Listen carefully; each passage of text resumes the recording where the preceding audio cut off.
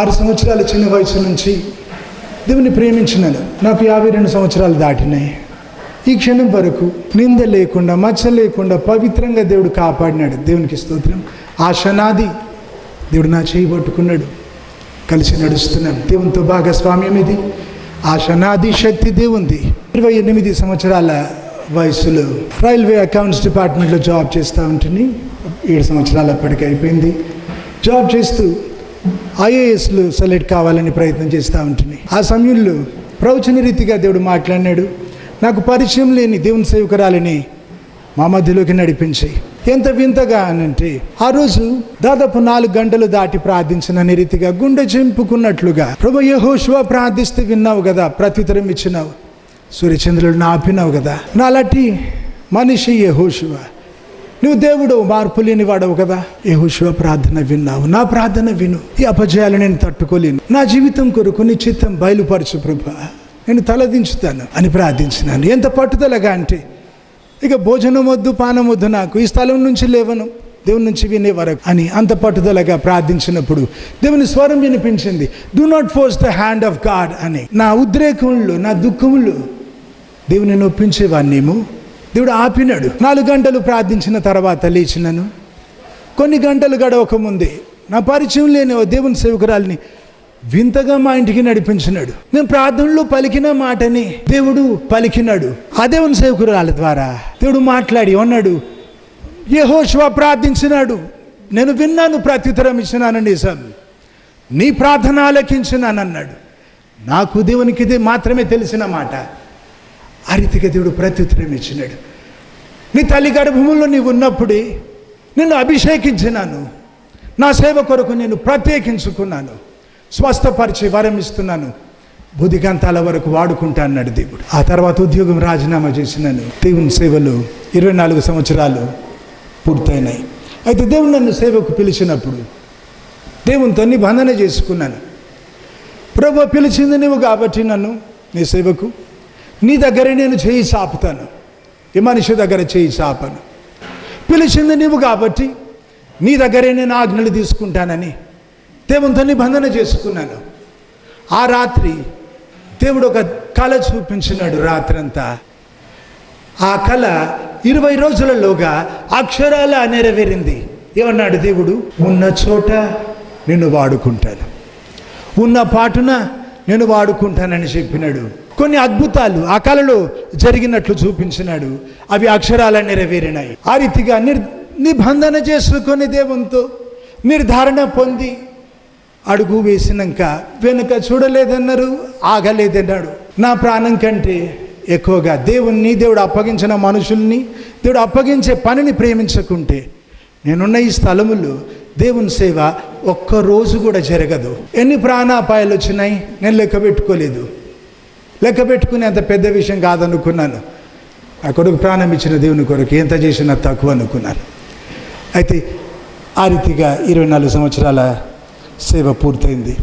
చాలామంది కేడి Samuel brother అని అంటా ఉంటే మా సంఘస్థులకు తెలియదు ఆ పేరు ఎందుకు మారింది చెబుతాను. 19 సంవత్సరాల క్రితం మహాశ్రమ వచ్చింది నా దేహంలో వచ్చిన ఆ శ్రమ గురించి అయితే బైబిల్లో యోబు పలికిన మాటలన్నీ పలకగలను. ఆ శ్రమలో ఓ రోజు కల కనిపించింది.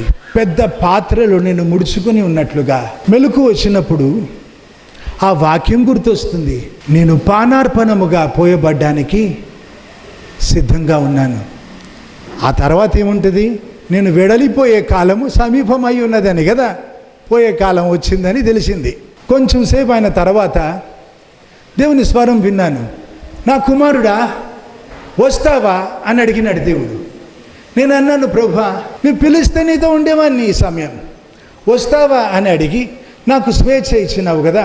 6 సంవత్సరాల వయసు నుంచి వేరే ఆశ లేదు, నాకు వేరే ఆశయం కూడా లేదు, ఇంకేమో సాధించాలని చెప్పి నీ కొరకు ఆశపడ్డాను. నేను ఉంచడములో నీకు మహిమ ఉంటే ఉంచి నీ సేవలో వాడుకో, తీసుకోవడంలో నీకు మహిమ ఉంటే ఈ క్షణం సిద్ధమని చెప్పినాను. ఎందుకంటే సిగ్గుపడని అక్కర లేకుండా బ్రతికించినావు ఈ క్షణం వరకు. ముందు గురించి అయితే వేరే ఆశ లేదు నాకు. నా తండ్రివి కదా తీర్మానం నీకు విడిచిపెడుతున్నాను. ఉంచడమో తీసుకోవడమో నీ ఇష్టం అన్నాను. సిద్ధం దేనికైనా అన్నాను. నీ ఉన్నత మహిమ వెతకడానికి నీ ఇష్టం. ఆ వైపు ఈ వైపు. మా అన్నను పిలిచి చెప్పినాను, దేవుడు ఇట్లా అన్నాడు, ఏ వైపో తీర్మానం నాకు తెలీదు.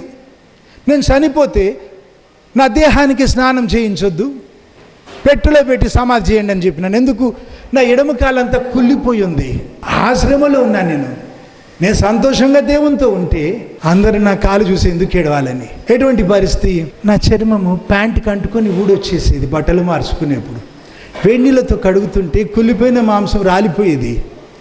శవం మీద వాలిన దానికంటే ఎక్కువ ఈగలు వాలేవి. నా ఎడమ కాలులో చీలమండ ఎముక ఉండాల్సిన చోట ఆ ఎముక చెడిపోయి గుంట ఏర్పడింది. ఎక్కడ కాలు పెడితే అక్కడ రక్తం అడుగట్టేది. దుప్పట్లు మడి తీసి పెట్టినాను. ఎంత ఉతుకుతారని చెప్పి ఆ సమయానికి న్యూస్ పేపర్లు మడి తీసి పెట్టడం మొదలుపెట్టినాను. ఇక నా రక్తం కదా, ఎవరి చేతికి లేదు, కుంటూ వెళ్ళి నేనే పడేసేవాడిని. అట్లాగా ఆ రక్తంతో తడిసిన కాగితం పడేయడానికి పోయేప్పుడు దేవుని స్వరం విన్నాను. తోమా భక్తుని రక్తంతో మన దేశం నేల తడిసిందని చెబుతావు కదా, నీ దేశం కొరకు నీ రక్తం ఒలకనిస్తావా అని అడిగినాడు దేవుడు. శివారంభం నుంచి మన దేశం కొరకు చాలా ప్రార్థించినాను. మన దేశంలో ఉన్న గిరిజనుల కొరకు కూడా చాలా ప్రార్థించినాను. అడిగినాడు దేవుడు, నీ రక్తం ఒలకనిస్తావా? నేను అన్నాను, ఆగి ఆ కూడా పట్టుకొని ఓ చేతిలో ఉన్న రక్తంతో తడిసిన కాగితాలు పట్టుకొని అన్నాను, ప్రభా, నా దేశం కొరకు నా రక్తం ఒలకడం మాత్రం కాదు, నా దేశం కొరకు నా జీవితం నీవు విత్తనంగా వాడినా ఒప్పుకుంటాను, ఎరువుగా వాడినా ఒప్పుకుంటాను. నా దేశాన్ని నీవు దీవించడం నేను చూడకున్నా పర్వాలేదు, అయితే నా దేశాన్ని దర్శించు, రక్షించు, దీవించమని అడిగినాను.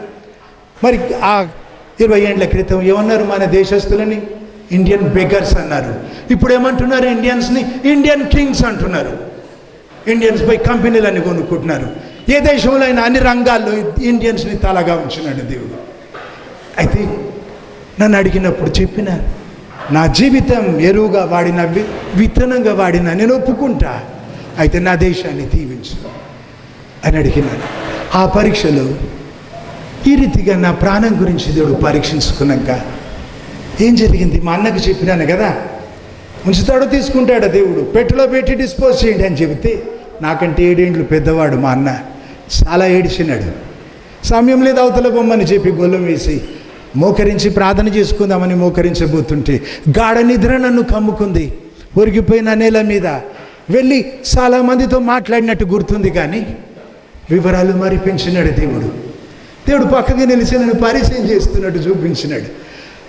ఆ తర్వాత మెలకు వచ్చినప్పుడు మై సన్ వేకప్ అని పెద్ద స్వరం వినిపించింది. మెలకు వచ్చింది, కానీ దేహం గట్టిగా అయిపోయింది. చచ్చినోడు దేహం మెత్తగుంటుందా? ఆ ఒడ్డుకు పోయినాను, దేహం గట్టిగా అయింది, నా మాట వినడం లేదు. మెల్లమెల్లగా నా దేహం అదుపులోకి వచ్చింది. అప్పుడు అబ్రహాం అని పిలిచినాడు దేవుడు. మా తాత పెట్టిన పేరు కాదు, నేను కోరుకొని పెట్టుకున్న పేరు కాదు, ఎత్తుకొని మా పాస్టర్ చిన్నప్పుడు పెట్టిన పేరు కాదు, దేవుడు పిలిచిన పేరు. ఇస్సాకు గురించి పరీక్షించినాడు కదా దేవుడు అబ్రహామును. మరి నా ప్రాణం గురించి నన్ను పరీక్షించినాడు, అబ్రహాం అని పేరు పెట్టినాడు. అందుకే ఇదివరకు కేడి శామ్యూల్ కదా నా పేరు. దేవుడు పెట్టిన పేరు ముందు పెట్టుకొని మిగతా పేరు పక్కకి నెట్టేసిన. గవర్నమెంట్లో కూడా లీగల్గా ఆఫీషియల్గా అంతా చేంజ్ చేసుకున్నాను. ఏమని? అబ్రహాం కేడిఎస్ అని. అయితే వద్దయ్యా వద్దు, అది ఒక్కటి కోర నేను, అందుకే వీళ్ళని కలవలేదు నేను అటు రోజు. ఇప్పుడు అర్థమైంది కదా, ఇంకేం లేదు. ఆ రీతిగా పేరు మారింది 19 సంవత్సరాల క్రితం. Abraham KDS, pastor Abraham KDS నా పేరు ఇప్పుడు. అయితే ఆ శ్రమలోని భాగముగా ఆ కాలు కుళ్ళిపోయిన సమయంలో నరం నొప్పి చెబుతుంటే దేవుడు కొట్టుకుంటా ఉంటే మోకాల మీదకి వచ్చి, ప్రభు నరమాత్రుడను, శక్తి సరిపోదు, సాయం చేయమని అడిగినాక దేవుడు చేసిన మేళ్ళ కొరకు వందనాలు చెల్లిస్తూ ఉంటాను. ఏమన్నాను? ఇంకో కాలు కులిపోలేదు కదా ప్రభు, నీకు వందనాలు అని చెప్పినాను. ఈ కులిపోయిన కాలు కొట్టేయలేదు కానీ స్తోత్రం. ఆ కాలం మీద నిలుచుని నీ నామం ప్రకటించగలుగుతున్నాను, ఈ జన్మగంత అంత చాలని చెప్పినాను. కాడి కింద ఎద్దు ఒరిగిపోయిన రీతిగా నీ నామం ప్రకటిస్తూ చచ్చిపోయిన ఒప్పుకుంటా అని చెప్పినాను. దేవుడు ఇచ్చిన రక్షణ కొరకు కృతజ్ఞతలు చెల్లించినాను. దేవుని సేవ పిలుపు కొరకు వందనాలు చెల్లించినాను. దేవుడు దొరికినందుకు ఇది నా భాగ్యం అని వందనాలు చెల్లించినాను. కృతజ్ఞతలు చెల్లిస్తున్న వేళ చేతి వేళ్ళు వచ్చినాయి, స్పర్శ తాకింది గాయం పైన, శక్తి నాలో ప్రవహించింది. ఎంత కరెంట్ తీగను పట్టుకుంటే ఎట్లాగా అట్లా షాక్ కొట్టినట్టయింది. ఉలికిపడి చూస్తే శీలమండ ఎముక పాడైపోయి రంధ్రం ఏర్పడిన ఆ చోట కొత్త ఎముక కనిపించింది. నా కాళ్ళు ముట్టి కొత్త ఎముక సృజించినాడు దేవుడు. శిష్యుల పాదాలు ముట్టిన యేసయ్య నా కాళ్ళు ముట్టినాడు, నన్ను బాగు చేసినాడు. పలికి విశ్వం సృజించిన దేవుడు పలికిన బ్రతికేవాడిని కదా, దిగి వచ్చి నడిచి వచ్చి నా కాళ్ళు ముట్టినాడు. ఒక మనిషి ఇంకో మనిషి కాళ్ళు ముట్టడానికి వెనకాడతాడు కదా. దేవదేవుడు నీ తండ్రినవుతా అని చెప్పి ప్రేమ చూపినాడు కదా. ఆ కాళ్ళ మీద నిలుచుని మాట్లాడుతున్నాను. దేవుడు అంటే పుస్తకాల్లో కాదు, నాకు ప్రత్యక్షంగా తెలుసు. స్పర్శకి తాకిన కళ్ళారా చూసిన మెలుకోలు. అందుకే పక్కకున్న తండ్రి గురించి చెప్పినట్టు, మంచి స్నేహితుని గురించి చెప్పినట్టు మాట్లాడతాను. ఈ రీతిగా దేవుడు బాగు చేసిన తర్వాత 2,00,000 కిలోమీటర్లు దాటి అన్ని వెహికల్స్ నడిపినాను. క్లచ్ చేయడానికి ఎడమకాయలు కావాలి కదా. ఒక్కొక్కసారి 22 గంటలు కూడా కంటిన్యూస్గా నడిపినాను. కారు దిగినాక కుడికాయలు నొప్పి అయితే అయిందేమో ఇప్పుడు అని, ఎడమకాయలు ఎప్పుడు నొప్పి కాలేదు. మోషేకు ఒక కర్ర ఇచ్చినాడు కదా దేవుడు, దీవించి తన దగ్గర ఉన్న కర్రని నా కాలు బాగు చేసి నన్ను తన సాక్షిగా మార్చుకున్నాడు. దేవునికి స్తోత్రం. నా సేవలు 7 ఏళ్ళు పూర్తయిన తర్వాత సేవలు ఏ రీతిగా ముందుకు సాగాలి ప్రభా నాకు నేర్పించు అని అడుగుతూ ఉపవాస ప్రార్థన మొదలుపెట్టినాను. నేనేమనుకున్నాను, ఎన్ని రోజులైనా 100 రోజులైనా 1000 రోజులైనా లెక్క పెట్టను, దేవుడి నుంచి వినే వరకు ప్రార్థిస్తానని ఉపవాస ప్రార్థన మొదలుపెట్టినాను. అయితే ఉదయం 6 గంటలకు ఉపవాస ప్రార్థన మొదలు పెడితే సాయంత్రం 6 అయిందంతే. కూర్చొని బైబిల్ చదువుకుంటున్నాను, చైర్లో కూర్చొని మెలుకున్నాను, బైబిల్ చదువుకుంటున్నాను. దృశ్యం మారిపోయింది. మహావృద్ధుడు కనబడతా ఉన్నాడు ఎదుట, చిరునవ్వు నవ్వుతూ నువ్వు ఇక్కడ రమ్మని పిలుస్తున్నాడు. నేను దగ్గర వెళ్ళే వరకు ఆగక ఆ ఆత్రానికి ఆయనే పరిగెత్తి నా దగ్గర వచ్చి కౌగులించుకొని వీపులో నిమురుతూ నేను నీకు నేర్పిస్తాను అన్నాడు. మెలకువలు ప్రత్యక్షంగా నా జరిగింది చెబుతున్నాను. దేవుని చూస్తున్నాను, వచ్చి నన్ను కౌగలించుకున్నాడు. నేనేమడుగుతున్నాను, సేవలు ఏ రీతిగా ముందుకు సాగాలి ప్రభా నాకు నేర్పమన్నాను కదా, వీపులో నిమురుతూ నేను నీకు నేర్పిస్తాను అన్నాడు. ఈ రీతిగా సాగుతున్నాను దేవుని సేవలు. దాదాపు 8-9 సంవత్సరాలు అయిపోయి ఉంటుంది. ఇస్మాయిల్ సంతానం కొరకు ప్రార్థించినాను. ఎట్లాగా ఇలా చెప్పినాను, ప్రత్యుత్తరం పొందే వరకు ప్రార్థించడమే నాకు వస్తుంది. ప్రార్థించి ఏమన్నాను, ప్రభా అడవిగాడిది స్వభావం అన్నావు, ప్రతి ఒక్కరు నీకు విరోధం, నీవు ప్రతి ఒక్కరికి విరోధం, నీ కత్తి చేత గెలుస్తావు అన్నావు కదా ఇస్మాయిలుతో. నువ్వు పలికిన ఈ మాట ఆ జాతికి శాపమైంది. వారిని చేరుకోలేకపోతున్నాం, అంతా చంపుతున్నారు, ఎవరు నమ్మడం లేదు, నరకం నిండిపోతుంది. నువ్వు పలికిన ఈ మాట, ఈ శాపం తొలగించు ప్రభా, నీకే సాధ్యం ఇది. వారిని చేరుకోలేకపోతున్నాం, ఈ శాపము నుంచి విడిపించు వారిని. ఈ తాళం పగలగొట్టు ప్రభా అని అడిగినాను. గంభీరంగా దేవుని స్వరం వినిపించింది. మానవాళి చరిత్రలో ఏ నరపుత్రుడు అడగడానికి తెగించని విషయాలు నన్ను అడుగుతున్నావు, ధర చెల్లిస్తావా అని అడిగినాడు దేవుడు. అడిగింది దేవుడు. ప్రయాణంలో ఉన్నాను, మా బ్రాంచ్ చర్చ్ అచ్చంపేట వెళ్తూ ఉంటుంది, ట్రాఫిక్లో ఉన్నాను. సిటీ దాటినాక దేవునికి చెప్పినాను, ప్రభు ఆత్మల రక్షణ కొరకు అడిగినాను, నీ గుండె బాధ పంచుకొని ఏ ఒక్కరు నశించొద్దన్నావు కదా. ధర అంటే నా ప్రాణం ఆత్మ శరీరం నీకు అప్పగించుకొని ఉన్నాను, నీ చిత్తం ఏ ధర అయినా సిద్ధం అని చెప్పినాను. అప్పుడే మొదలైంది పరీక్ష. మా అమ్మ ఉంది నాతో పాటు వ్యాన్లో, అన్న ఉన్నాడు, ఇంకా చాలామంది ఉన్నారు. బస్ కింద నలిగి చితికి చచ్చిపోయి వాళ్ళ వెంట్రుక మందులో తప్పింది. మరి ఆ పరీక్ష అయిపోయిందో లేదో నాకు తెలియదు ఇంక ఇప్పటికి కూడా.